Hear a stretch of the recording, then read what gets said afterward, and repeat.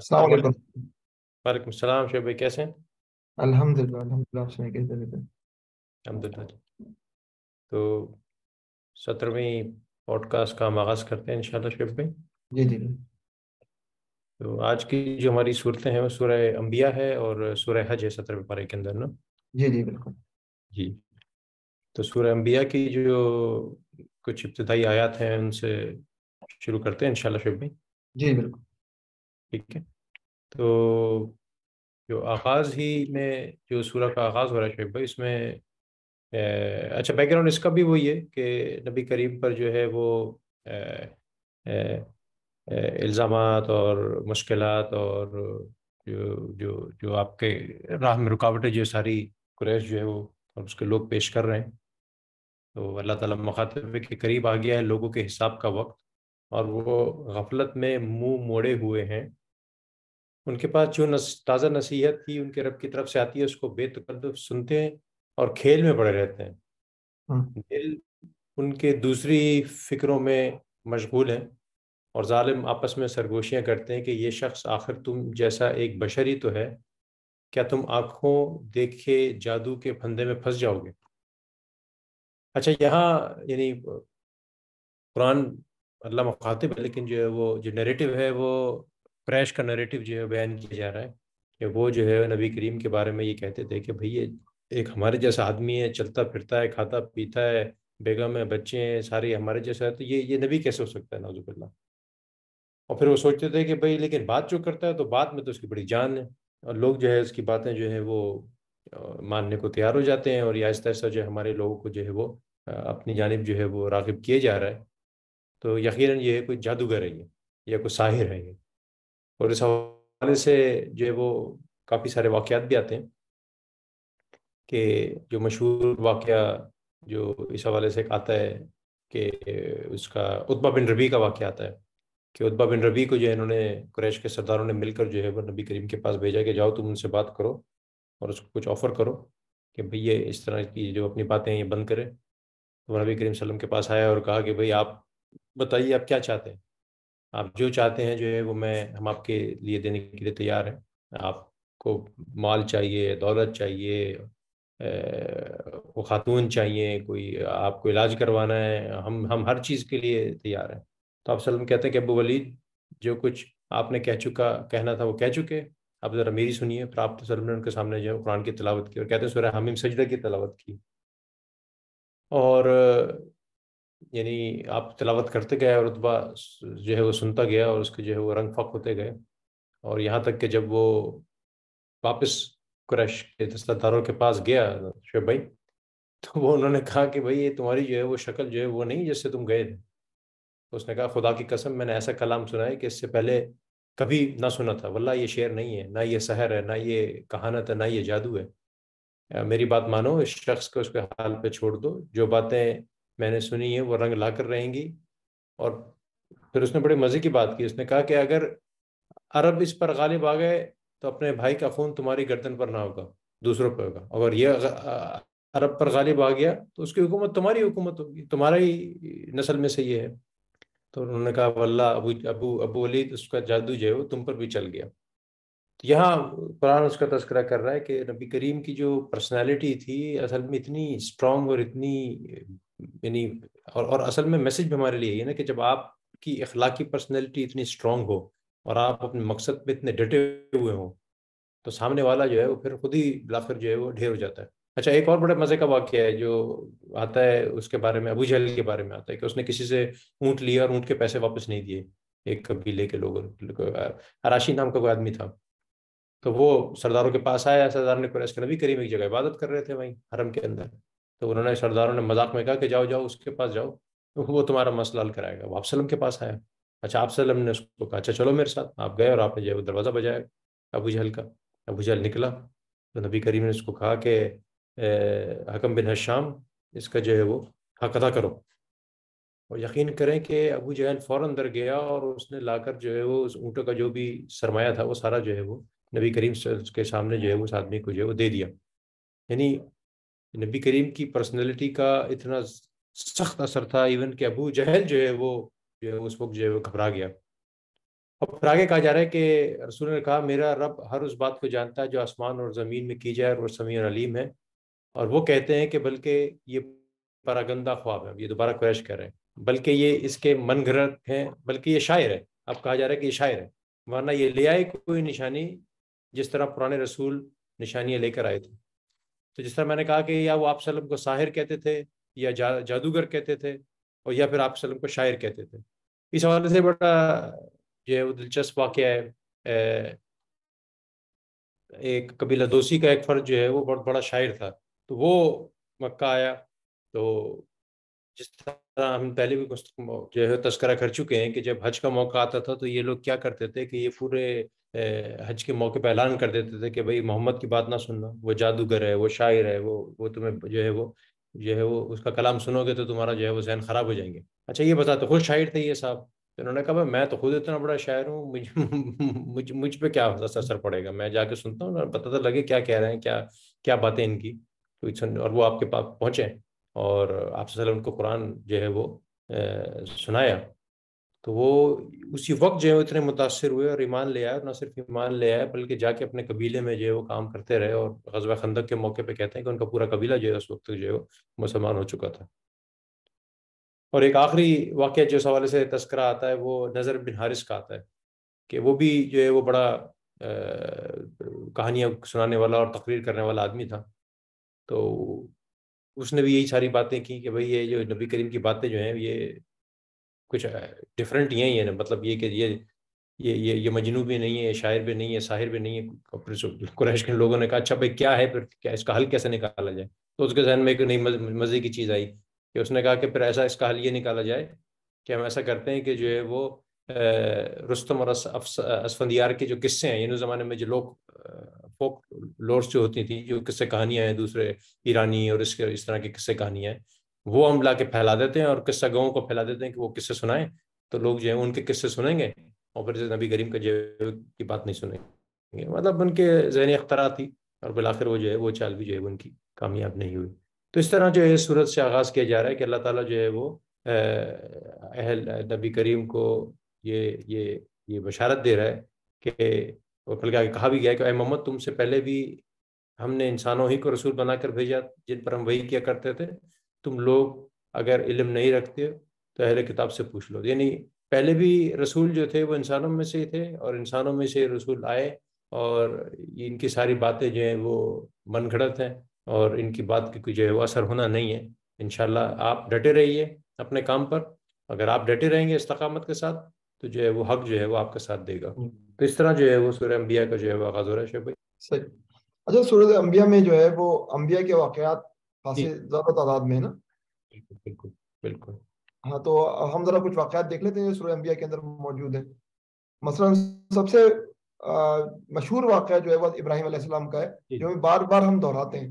اچھا جو واقع ہے نا وہ آج کل کے دور کے حساب سے تو جو آج کل کے دور کی اصطلاحات ہیں تو وہ انٹالرنٹ، جی جی برداشت نہ کرنا، اور جو ایکسٹریمزم، تو آج کے نوجوان کے سامنے جو ہے نا وہ ایک طرف یہ واقعات پیش آتے ہیں جو کہ جو ہے وہ جس کی بنیاد پر لوگوں کو جو ہے وہ برداشت نہ کرنے والا اور جو ہے ایکسٹریمسٹ کہلائے جاتے ہیں. جی اور دوسرا جو نوجوان قرآن پڑھتا ہے تو وہ دیکھتا ہے کہ یہاں پر ہی کیا بات ہو رہی ہے. اب مثلا اسی واقعے کو دیکھ لیں.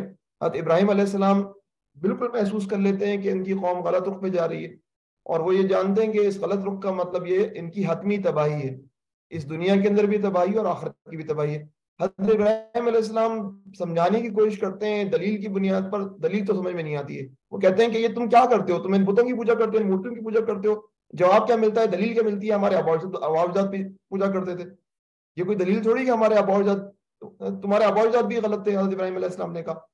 اور جب ان کو سمجھ میں نہیں آئی تو انہوں نے کہا میں تمہاری ان مورتیوں کی، تمہاری ان بتوں کی خبر لوں گا. اور اس کے بعد جو ہے وہ ایک تقریب ہوئی تو اس تقریب کے اندر جو ہے وہ پورے شہر والے چلے گئے اور اس جگہ انگیج ہو گئے. حضرت ابراہیم علیہ السلام نے موقع پاتے ہی جو ہے تمام بتوں کو توڑ ڈالا سوائے ایک بت کے. اور حدیث میں آتا ہے کہ وہ کلہاڑی بھی ڈال رکھ دی اس کے بڑے کندھے پہ.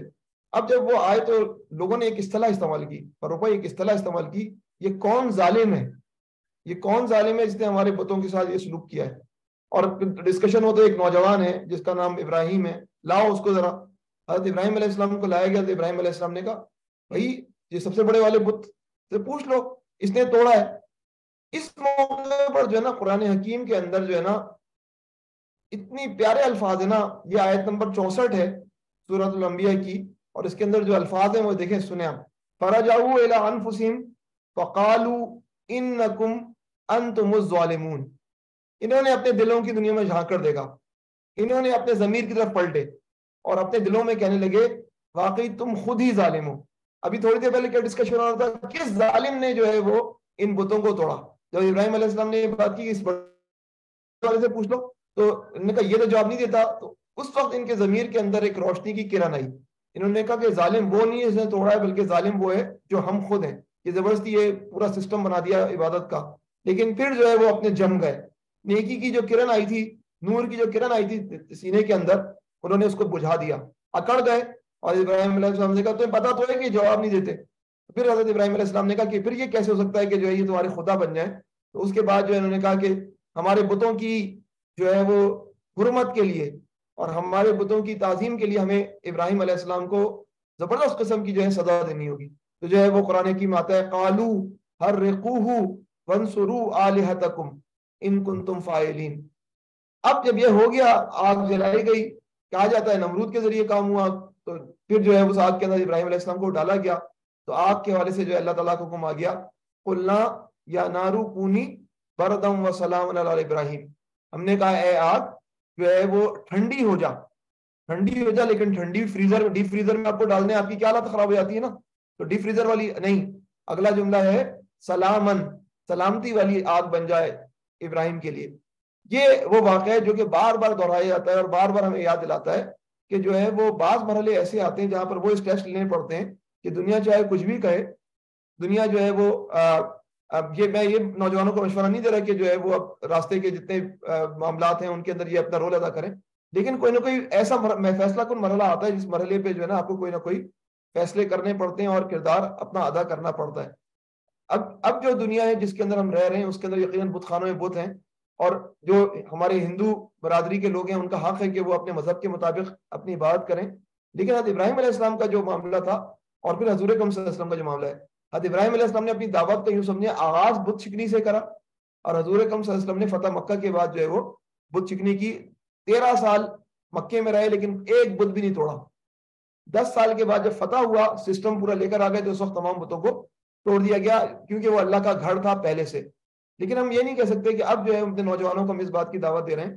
لیکن بہرحال یہ بات ذہن میں رکھنی چاہیے کہ ہماری انبیاء کا شیوا یہ ہے کہ انہوں نے دعوت کو سمجھانے کے لیے جو ہے وہ بڑے اسٹرانگ اسٹیپس لیے ہیں. اچھا، اس کے بعد جو ہے نا وہ دوسرا واقعہ جو ہے نا فاروق بھائی، وہ حضرت داؤد علیہ السلام اور ان کے صاحبزادے سلیمان علیہ السلام کا ہے. اور یہاں پر جو ہے وہ بتایا جائے کہ جو حکمت جو ہے وہ کتنی بڑی نعمت ہے، فہم کتنی بڑی نعمت ہے، جس کی بنیاد پر جو ہے وہ ججمنٹ صحیح یا غلط ہو سکتی ہے. اگر فہم کم ہو تو ججمنٹ غلط ہو جائے گی، اگر فہم اچھا ہو تو ججمنٹ. لیکن اگر نیت صحیح ہو نا جج کی، تو پھر جو ہے وہ جج کو اس کے لیے نیکی ہے اس کے لیے. اب داؤد علیہ السلام کے دربار میں ایک شخص آیا ایک کلیم لے کر. داؤد علیہ السلام سے اس نے کہا کہ میری کچھ جو ہے وہ کھیتی تھی، اپنی جوبن پر تھی، تو یہ دوسرے آدمی نا جس کے خلاف اس نے کیس دائر کیا، اس کی بکریاں آئیں اور اس کی بکریوں نے آ کر میری کھیتی کو کھا لیا. تو اب اس کا جواب کیا ہونا چاہیے تھا؟ داؤد علیہ السلام نے ایک سیدھا سادہ فیصلہ کیا کہ جو ہے وہ ان بکریوں کو اب اس کے نقصان کی تلافی کے لیے کھیتی والے کے حوالے کر دیا جائے. اس طرح جو ہے وہ کمپنسیشن ہو جائے گی. حضرت سلیمان علیہ السلام اس وقت جو ہے وہ دربار میں تھے، داؤد علیہ السلام کے بیٹے تھے. انہوں نے ایک اور جو ہے وہ حل پیش کیا، وہ حل ون ون تھا، ون ون. حضرت سلیمان علیہ السلام نے کہا کہ بکریاں جو ہیں وہ جس فرد کو نقصان ہوا ہے اس کو دے دی ہے، اور وہ اس کے فائدہ اٹھا رہا ہے، بکریوں سے ان کا دودھ حاصل کرتا رہے. اور کھیتی اب جو ہے نا وہ جو زمین ہے وہ اس فرد کو دے دیا جس کی بکریاں تھیں، اور اس کی ذمہ داری ہو کہ وہ اس زمین پر کھیتی دوبارہ اگائے. جب وہ کھیتی دوبارہ اگا دے گا اور کھیتی دوبارہ اس فارم پہ آ جائے گی جس فارم میں پہلے تھی، تو اس وقت جو ہے وہ اس کھیتی کو دوبارہ کھیتی والے کے حوالے کر دیا جائے اور بکریاں جو ہے وہ بکری والے کے حوالے ہو جائیں. اس طرح یہ ون ون سچویشن ہو گئی. تو اللہ تعالیٰ نے فرمایا کہ دونوں کے ہم نے جو ہے وہ دونوں کو علم عطا فرمایا، لیکن کسی کو زیادہ فہم عطا فرمایا. یہ وہ فہم ہے جو کہ جو ہے اللہ تعالیٰ کی بڑی نعمت ہوتا ہے. یہ ایک واقعہ ہے جو کہ جو ہے اس کے اندر موجود ہے. اس کے بعد جو ہے وہ حضرت ایوب علیہ السلام کا واقعہ موجود ہے. اچھا، ایوب پھر جو ہے وہ بائبل کے اندر اس کے لیے لفظ ہے جاب. جاب بتاتے خود جاب ایک مشکل چیز ہوتی ہے. جاب میں سفر بھی کرنا ہوتا ہے اور صبر بھی کرنا پڑتا ہے. تو ہر جاب کے نام سے ہی جو ہے وہ ہماری جابس ہوتی ہیں جو ہم جاب کرتے ہیں نا 9 to 5. تو یہ جاب جو ہے وہ میں نے آپ کو پہلے ہی بتایا تھا جے اور یہ کا معاملہ نا, جوزف یوسف, جے جو ہے وہ وائی کے اندر کنورٹ ہو جاتا ہے. تو جاب بھی جو ہے وہ جے کی جگہ اگر وائی لگا دیں تو یوب بن جاتا ہے, اور الف لگا دیں تو ایوب بن جاتا ہے. تو حضرت ایوب علیہ السلام جو تھے وہ بے انتہا مالدار شخص تھے, اچھا خاندان تھا, بہت سارے بچے تھے, لیکن پھر اللہ تعالیٰ اور اللہ کے شکر گزار بندے تھے. ایسا نہیں تھا کہ اللہ کے شکر گزار بندے نہیں تھے. عام لوگوں کا پرسپشن ہوتا ہے کہ جب اتنا مالدار ہے آدمی ہے تو اس میں اب اس کے پاس اور کرنے کا کام کیا ہے, اب جو یہ بھی کام کر لیتا ہے چیریٹی کے کام, اللہ کو یاد کرنے کے کام. لیکن اللہ تعالیٰ نے ان کو آزمائش میں مبتلا کیا, اور جو ہے وہ اللہ تعالیٰ نے ان کی جو ہے وہ صحت بھی ان سے واپس لے لی, ان کا مال بھی ان کے پاس سے واپس لے لیا, ان کے خاندان بھی زبردست طریقے سے ڈسٹرب ہو گیا. تو یہ وہ تمام صورتحال تھی اس کے اندر وہ شدید ترین کرائسس سے گزرے. اور اس کرائسس کے اندر جو ہے وہ سورۃ الانبیاء کے اندر جو ان کی دعا نظر آتی ہے وہ یہ بڑی پیاری سی دعا ہے, چھوٹی سی دعا ہے, وہ ہے انی مسنی الضر وانت ارحم الراحمین. مجھے بیماری لگ گئی ہے اور تو ارحم الراحمین ہے. یہ بھی نہیں کہا کہ میری بیماری کو درست کر دے, یا اللہ تیرے رحم کا آسرا ہے, میں ایک شدید کرب کے اندر موجود ہوں. اور پھر اللہ تعالیٰ نے جو ہے ان کو حکم دیا ایک طویل عرصے کے بعد, جب یہ پورے کرائسس کے اندر یہ اپنے عروج پہ پہنچا, کہ جو ہے وہ چشمے زمین جو چشمہ ہے اس کا جو ہے پانی پیو اور جو ہے وہ اس سے غسل کرو تو تمہیں جو ہے وہ صحت مل جائے گی. تو ان کو جو ہے وہ اس طرح صحت ملی, اور پھر جو ہے وہ اللہ تعالیٰ نے دوبارہ ان کی تمام چیزیں ریکور کری. ان کے اہل خانہ بھی آ گئے, مزید اہل خانہ بھی آ گئے, اور جو ہے وہ بیوی جس کے متعلق جو ہے کچھ تلخ الفاظ کہتے ہیں ان کو بھی اللہ تعالیٰ نے جو ہے وہ ایک فیصلے کے ذریعے ان کے تلخ قسم سے نجات دی. وہ بعد میں ہم کبھی ڈسکس کریں گے. پھر جو ہے یونس علیہ السلام کا واقعہ ہے. یونس علیہ السلام کے واقعے کے اندر جو ہے وہ ہم نے پہلے بھی ڈسکس کیا تھا کہ وہ انہوں نے غلطی سمجھی اور انہوں نے جو ہے وہ اپنے محاذ کو چھوڑ دیا, اور وہ چھوڑ کر جو ہے وہ واپس جو ہے وہ اپنے گھر کی طرف روانہ ہوئے. تو جب وہ اپنے گھر کی طرف جب کشتی میں بیٹھے تو کشتی کے اندر جو ہے وہ قرآن اندازی ہوئی, وہ بعد میں ہم ڈسکس کریں گے کبھی. لیکن اس کے اندر جو کی ورڈ ہے وہ یہ ہے کہ یہ جو ہے وہ پانی کے اندر ڈال دیے گئے اور اب یہ ڈوب رہے ہیں. تو اس وقت ایک مچھلی آ جاتی ہے اور مچھلی جو ہے اللہ کے حکم سے ان کو نگل لیتی ہے. تو مچھلی کی تاریکیوں کے اندر جو ہے وہ پیٹ کی تاریکیوں میں حضرت یونس علیہ السلام ایک جو ہے وہ دعا کرتے ہیں, اور وہ دعا اس وقت جو ہم ڈسکس کرنا چاہتے ہیں, اور وہ دعا جو ہے وہ ہمیں سے ہر ایک کو یاد ہونی چاہیے. انہوں نے فرمایا لا الہ الا انت سبحانک انی کنت من الظالمین. اگر ترجمہ دیکھیں گے تو اس کا دعا نہیں نکلتی ہے, لیکن اس کے الفاظ کی تاثیر ایسی ہے. پھر ظالم کا لفظ آ گیا ہے, ابراہیم علیہ السلام کو ظالم کہا, پھر انہوں نے کہا کہ ہم خود ظالم تھے. اب جو ہے وہ یونس علیہ السلام کہہ رہے ہیں لا الہ الا انت سبحانک انی کنت من الظالمین. تو جو ہے وہ اس کے بعد جو ہے وہ کوئی نہیں ہے کوئی خدا مگر تو پاک ہے تیری ذات, بے شک میں نے قصور کیا. یہ کافی ہے. اس کا مطلب انہوں نے اپنے آپ کو اعتراف کر لیا. اللہ تعالیٰ نے کہا ٹھیک ہے, تمہیں جو ہے وہ اس آزمائش سے اور اس جو ہے وہ تنگ دستی سے جس کیفیت کے اندر تم پھنسے ہوئے ہو مچھلی کے پیٹ میں نجات ملتی ہے, اور مچھلی ان کو جا کر اگل دیتی ہے. تو یہ جو ہے وہ ایک اور واقعہ ہے جو کہ حضرت یونس علیہ السلام کے حوالے سے جو ہے وہ سورۃ الانبیاء کے اندر ہے. اس کے بعد جو ہے وہ دیگر کچھ انبیاء کے واقعات ہیں, لیکن ہم ان کو ڈسکس نہیں کریں گے. لیکن ہم اب سورۃ الحج شروع ہو جائے گی اور اس کے اندر ہم جو ہے وہ کچھ گفتگو کریں گے. سورۃ الانبیاء کے اندر کچھ سائنسی فیکٹس بھی ہیں کہ جو ہے وہ پہلے زمین اور آسمان جو ہے وہ ملے ہوئے تھے اور پھر اللہ نے ان کو الگ کیا. آج کل بگ بینگ تھیوری کے حوالے سے جو بات ہوتی ہے تو یہ بات ہوتی ہے کہ دیکھیں قرآن کے اندر کتنے عرصے پہلے یہ بات کہ سب کچھ جوائن ٹوگیدر تھا, وہ آتی ہے. جی فرق ہوئی. جی اب شب 10 منٹ ہی رہ گئے میرے خیال ہے. سورہ حج میں سے کچھ ایک آدھی پوائنٹ ہم لے لیتے ہیں, اتنا ہمارے پاس سورہ حج کو جو ہے تفصیل سے ڈسکس کر سکیں. بلکہ اگر آپ مجھے اجازت دیں تو سورہ حج کی جو آخری آیت ہے وہ میں چاہتا ہوں بات ہو جائے کہ بڑی ہی جو ہے وہ امپورٹنٹ آیت ہے اور بہت سارا اس میں جو ہے پیغام ہے ہمارے لیے. تو میں آپ کے سامنے رکھتا ہوں کہ وجاہدوا فی اللہ حق جہادہ هو اجتباکم وما جعل علیکم فی الدین من حرج ملت ابیکم ابراہیم هو سماکم المسلمین من قبل وفی ھذا لیکون الرسول شہیدا علیکم وتکونوا شہداء علی الناس واقیموا الصلاۃ وآتوا الزکاۃ واعتصموا باللہ هو مولاکم فنعم المولا ونعم النصیر. اللہ کی راہ میں جد و جہد کرو جیسا کہ جد و جہد کرنے کا حق ہے. اس نے تمہیں اپنے کام کے لیے چن لیا ہے اور دین میں تم پر کوئی تنگی نہیں ہے, اور قائم ہو جاؤ اپنے باپ ابراہیم کی ملت پر اللہ نے پہلے بھی تمہارا نام مسلم رکھا تھا اور اس قرآن میں بھی تمہارا یہی نام ہے. اور اس کا وجہ کیا ہے؟ اب جو اصل کام ہے وہ بتایا جا رہا ہے کہ تاکہ رسول تم پر گواہ ہو اور تم لوگوں پر گواہ. بس نماز قائم کرو، زکوٰۃ دو، اللہ سے وابستہ ہو جاؤ، وہ ہے تمہارا مولا، بہت ہی اچھا ہے وہ مولا اور بہت ہی اچھا ہے وہ مددگار. تو اپنا شعیب بھائی، اس میں جو آیت کا آغاز ہو رہا ہے اس میں کہا جا رہا ہے کہ اللہ کی راہ میں جدوجہد کرو، جیسا کہ جدوجہد کرنے کا حق ہے، جہاد کرنے کا حق ہے.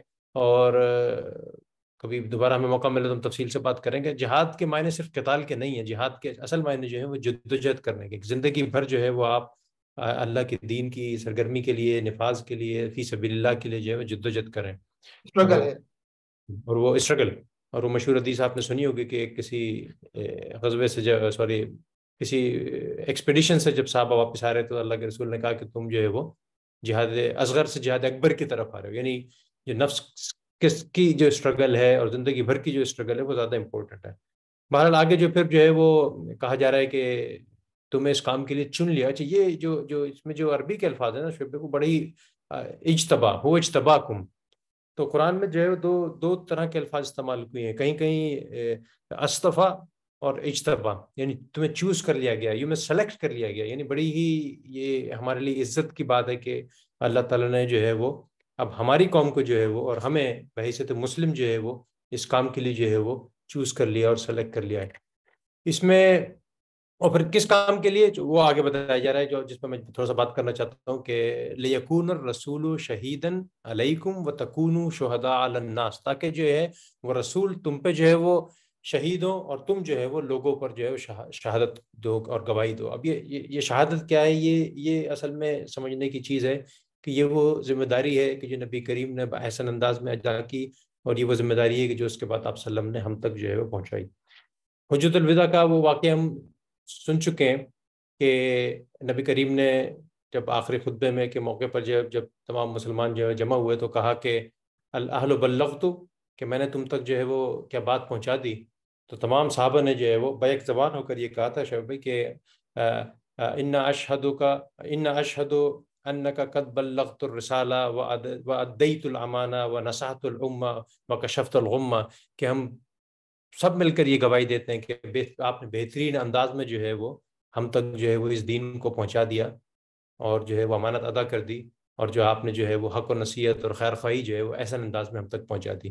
تو پھر اس کے بعد پتہ کیا کرتے ہیں نبی کریم؟ وہ آسمان کی طرف اشارہ کرتے ہیں شعیب بھائی اور کہتے ہیں کہ اللہم اشہد اللہم اشہد اللہم اشہد. اللہ کو کہتے ہیں کہ اللہ گواہ رہے گواہ رہے گواہ رہے کہ میں نے جو ہے وہ اپنی امت تک جو ہے وہ یہ بات پہنچا دی. پھر اس کے بعد کہتے ہیں کہ فَلْيُبَلِّغُ الشَّاهِدُ الْغَائِبُ، کہ اب جہاں جو لوگ موجود ہیں ان کی یہ رسپانسبلٹی ہے کہ یہ گواہی جو ہے، یہ حق کا پیغام جو ہے، یہ دین کی دعوت جو ہے یہ بقیہ آنے والی نسلوں تک پہنچائیں کہ اب کسی نبی کو نہیں آنا.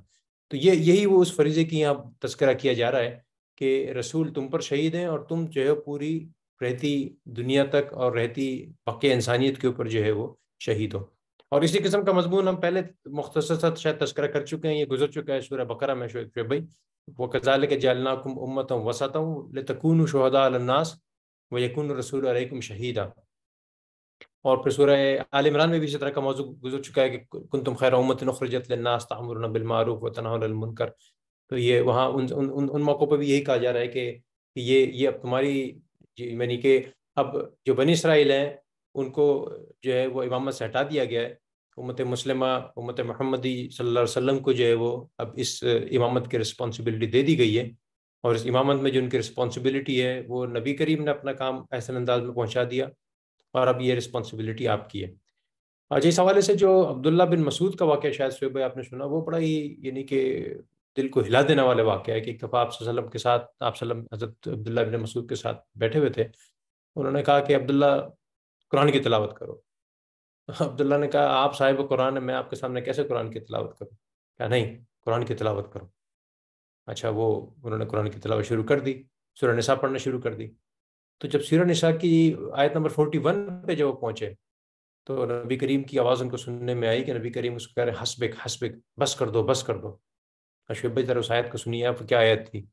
فَكَيْفَ إِذَا جِئْنَا مِنْ كُلِّ أُمَّةٍ شَهِيدٍ وَجِئْنَا بِكَ هَؤُلَاءِ شَهِيدًا، کہ کیا حال ہوگا اس دن جب کہ ہر امت پر ایک گواہ کھڑا کریں گے، اور اے نبی آپ کو لوگوں کا بارے میں گواہ بنا کر، ان کے خلاف گواہ بنا کر آپ کو کھڑا کیا جائے گا. اور آپ وسلم جو ہے وزاروں قطار جو ہے وہ شعیب بھائی اس وقت رو رہے تھے کہ میں اپنی امت کے سامنے جو ہے اس کو گواہ بنا کے کھڑا کیا جاؤں گا، اور امت جو ہے وہ اگر صحیح راہ پہ نہ چلی تو اس کا کیا حال ہوگا۔ تو یہ اصل میں وہ احساس ہے کہ جو نبی کریم نے جس احساس کے ساتھ پوری 23 سال زندگی اپنی گزاری، اور یہی وہ احساس ہے کہ جو اب ہماری رسپانسبلٹی ہے۔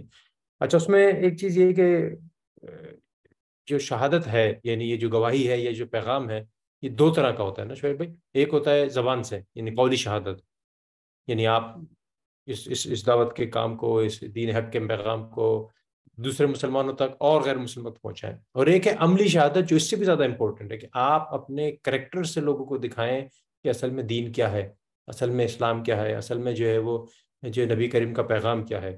اور نبی کریم نے اپنی زندگی میں یہ دونوں کام کر کے دکھائے، صحابہ نے یہ دونوں کام کر کے دکھائے۔ اور آج ہمارے زوال کی جو ایک بڑی وجہ ہے نا شعیب بھائی، وہ یہی ہے کہ ہم ایک طریقے سے دونوں کاموں سے فارغ ہو گئے ہیں، نہ تو ہم کو قولی شہادت دینے کے لیے تیار ہیں اور نہ ہم عملی شہادت دینے کے لیے تیار ہیں۔ نبی کریم کہتے ہیں کہ میری مثال ایسی ہے کہ میں تمہیں جو ہے تو تمہاری مثال ایسی ہے کہ تم پروانے ہو، آگ کے اوپر گرے جا رہے ہو، گرے جا رہے ہو، گرے، اور میری مثال ہے کہ پکڑ پکڑ کے کھینچ رہا ہوں، تم پکڑ پکڑ کے کھینچ رہا ہوں۔ اور ہماری مثال کیا ہے؟ ہماری مثال وہ جارج برنارڈ شاہ کا، شاید میرا خیال ہے آپ نے وہ سنا ہوگا، مشہور کال جو ہے بھائی، کہ وہ کہتا ہے کہ میں جب قرآن کو پڑھتا ہوں تو مجھے ایسا لگتا ہے کہ اس سے بہتر کوئی کتاب ہی نہیں ہے، یعنی جو کچھ اس میں لکھا ہے وہ صحیح ہے۔ اور جب میں مسلمانوں کو دیکھتا ہوں تو مجھے لگتا ہے کہ اس سے زیادہ اور خراب اور پست اور جو ہے وہ ذلیل قوم کوئی نہیں ہے۔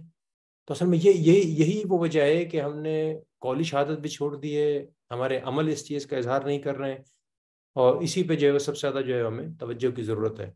تو رمضان بہرحال مہینہ اسی کام کا ہے، اپنے آپ کو پیوریفائی کرنے کا مہینہ ہے۔ تو جو بھی ہمارے سامعین ہیں، بچے، مائیں، بہنیں، بیٹیاں، تو غور کیجئے کہ اپنی اپنی دانش میں آپ اپنے عمل سے کیسے اپنے دین کے پرچار کا اظہار کر سکتے ہیں، کیسے آپ کے درمیان جو لوگ ہیں وہ آپ کو دیکھ کر یہ اس بات کا جو ہے وہ مشاہدہ کریں کہ واقعی یہ جو ہے وہ سچا دین ہے۔ تو یہ کچھ بکھری باتیں تھی شعیب بھائی جو اس آخری آیت سے میں کرنا چاہ رہا تھا آپ کے سامنے۔ ہاں، اور ابھی ہمارا جو حال ہے نا، وہ سورۃ الحج کے اندر اس کا بیان بڑا خوبصورت انداز میں کیا گیا ہے۔ وہ یہ ہے کہ عبادت کی جائے علی حرف، کنارے پر۔ جی پرانے زمانے میں جنگیں ہوتی تھی نا، تو جنگوں کے اندر جو لوگ ہوتے تھے جو کہ منافق قسم کے ہوتے تھے نا، وہ سائڈ پہ رہتے تھے۔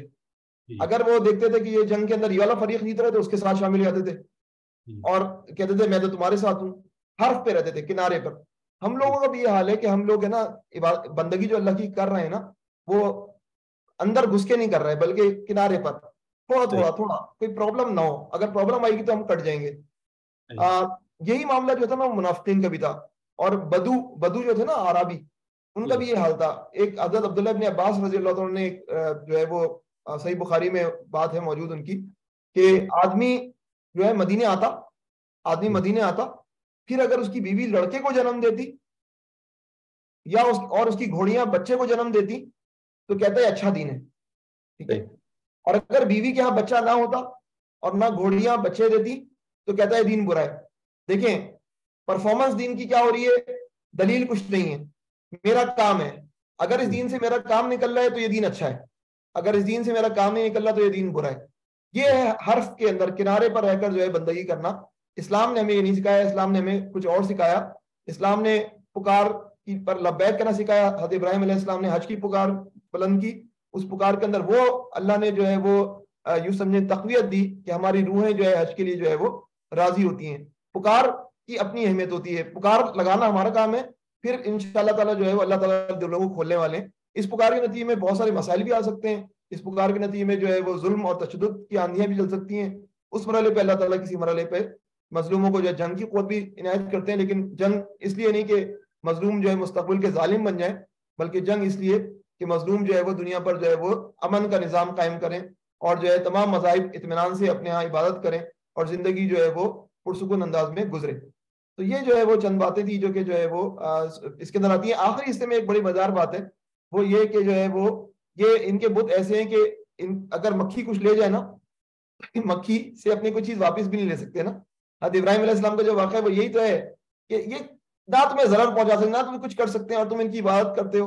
کچھ تو سوچو، ظالم تم ہو یا میں ہوں؟ یہ وہ تو چیز یہ ہمیں سمجھنا چاہیے. جی. مکھی بنا نہیں سکتے تم، مکھی بنا نہیں سکتے. اگر ہمت ہے تو ایک مکھی بنا کے دکھا دو، اور پھر جی ایک آگے تمہاری کوئی چیز لے جائے تو تم اسے لے نہیں سکتے. بالکل بالکل. یہ آخری رکو میں موجود ہے. جی جی.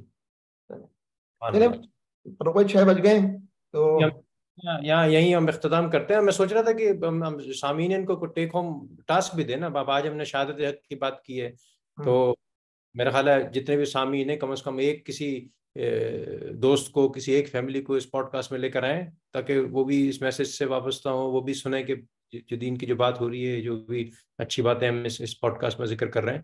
تو مقصد تو یہی ہے کہ یہاں جو آپ باتیں سن رہے ہیں اس پہ کچھ عمل بھی کر کے دکھائیں نا. تو خاص موجود ہے ان سے میں کہوں گا کہ بھائی اپنے کسی ایک دوست کو آپ یہ پیغام پہنچائیے، یہ میسج اس کو واٹس ایپ کا لنک شیئر کیجیے اس کے ساتھ، اور انشاءاللہ پھر ہم کل ملاقات کریں گے دوبارہ. تو 18ویں بارے سے ہم انشاءاللہ کل آپ سے ملاقات ہوگی. اس وقت تک کی ہم آپ سے اجازت چاہیں گے. سبحانک اللہم و بحمدک، نشہد ان لا الہ الا انت، نستغفرک و نتوب الیک. السلام علیکم و رحمۃ اللہ وبرکاتہ. اللہ حافظ.